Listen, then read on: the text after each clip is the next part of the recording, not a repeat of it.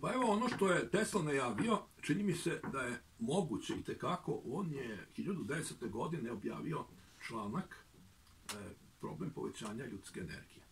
Mislim da je to ipak ostvareno, evo ja ću to pokazati, putem dvostepenih oscilacija.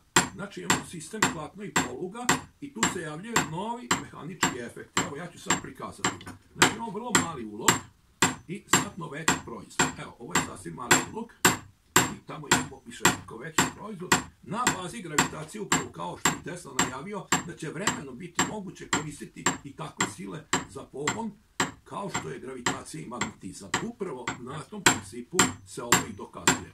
Tu važe novi mehanički efekti. Kad kočimo izlaz, ne trpi ulaz. Znači imamo klatno i polugu. Klatno je primarni sistem, poluga je sekundarni. I kad pustimo polugu, sve radi dalje. I sad imamo obrnuti efekat koji ne važi u mehanici, a to je kad radi u suprotnom smeru, klatno ne poprima ovu amplitudu. Imamo novi model sa elastičnom strukturom, gdje nema nikakve osovine i tu isto imamo nove mehaničke efekte. Evo ovako. Sadašnja energetika je u viševekovnom začaranom krugu rotacija, tako da se koriste turbine, zupčanici, bregasti mehanizmi, zamajci i tako dalje. Međutim, tvrdim da su oscilacije daleko efikasnije od rotacija. To ćemo prikazati sa, ovdje imamo sinhrone motore i uložit ćemo negdje oko 1000 puta veću inicijalnu energiju.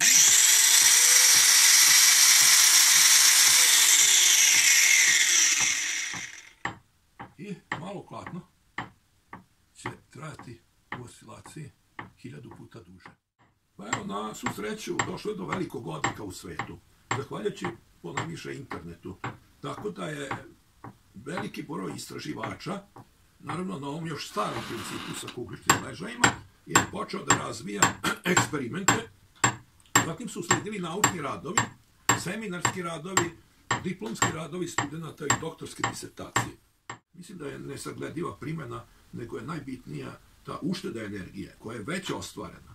Znači, već je nekih 80% postignuto ono što je Tesla najavio.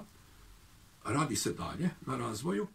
2 merenja su izvršena na Fakultetu tehničkih nauka, gde je dokazano over unity, i drugo merenje je dokazano da je efikasnost veća oscilacija u odnosu na rotacije. Što možemo reći da neki smatraju da je to istorijski događaj. Meni je vrlo drago da sam uspeo nastaviti ono što je Tesla započeo.